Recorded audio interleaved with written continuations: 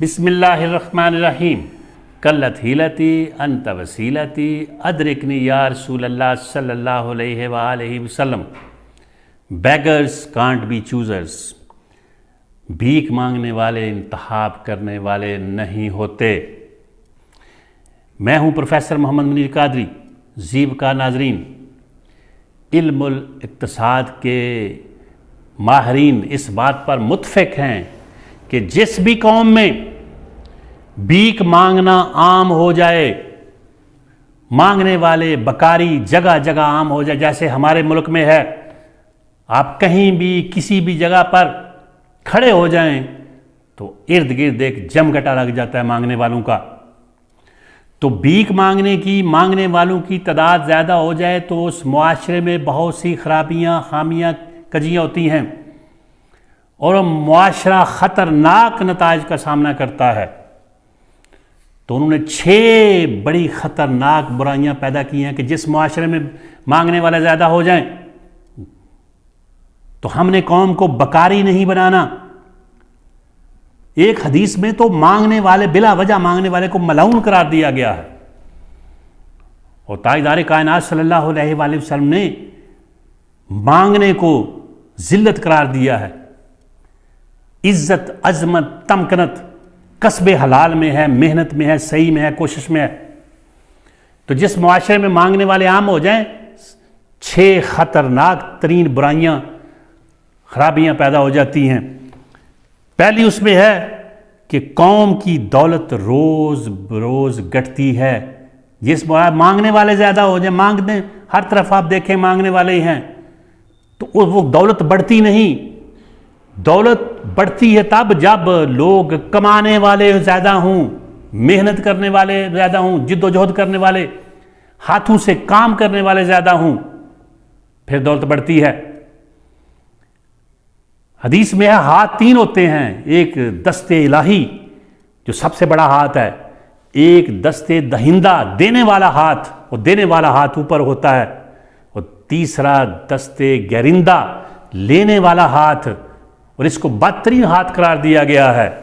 लेना, मांगना, दूसरों के आगे हाथ फैलाना।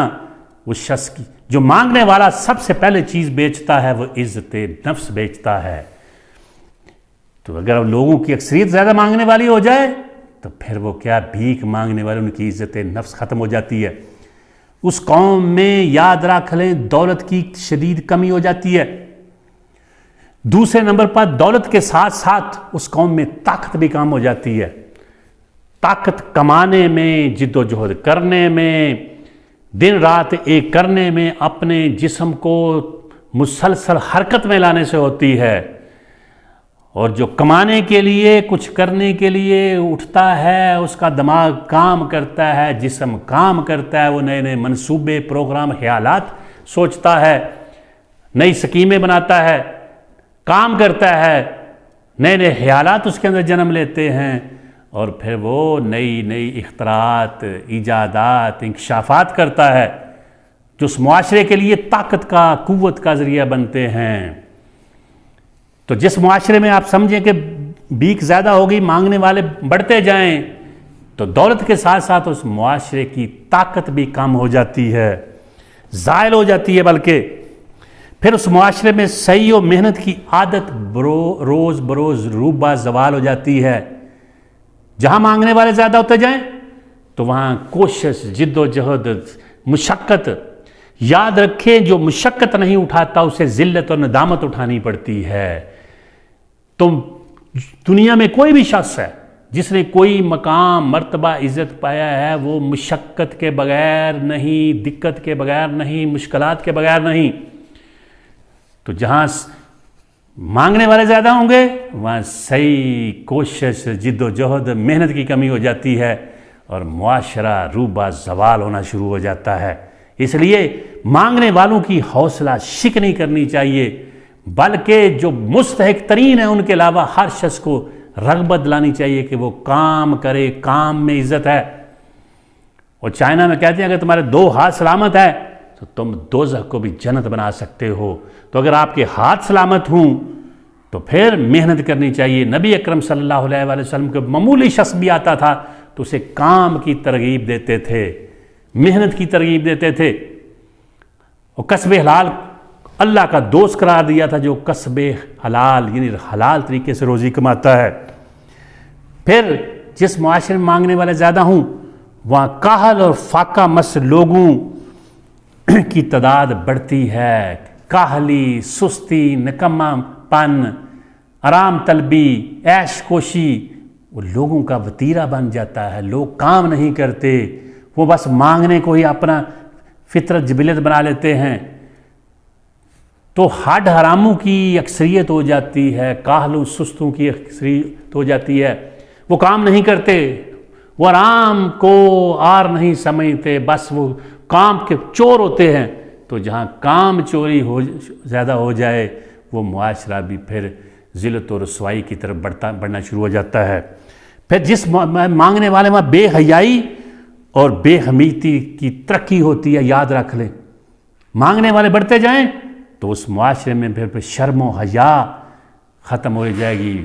जो मांगता है, अक्सर आपने फिर देखा होगा, वहाँ हया ख़त्म हो जाती है। बेहयाई, उरियानी, फहाशी, गंदगी, अलायशात वो ज़्यादा होती जाएंगी और ये मुआशरे, ख़ानदान उसकी तबाही पर मुंतज होती है। तो मुआशरती निज़ाम, ख़ानदानी निज़ाम की तबाही का बनती है बेहयाई, उरियानी, फहाशी। और जिन जिन मुल्कों में ये फहाशी बढ़ती जाए, फिर वो मुआशरा और ख़ानदान भी तबाह होते जाते हैं। फिर याद रख लें कि मुफ्तखोरी की वजह से कौम में अवारगी और बद अतवारगी पैदा होती है।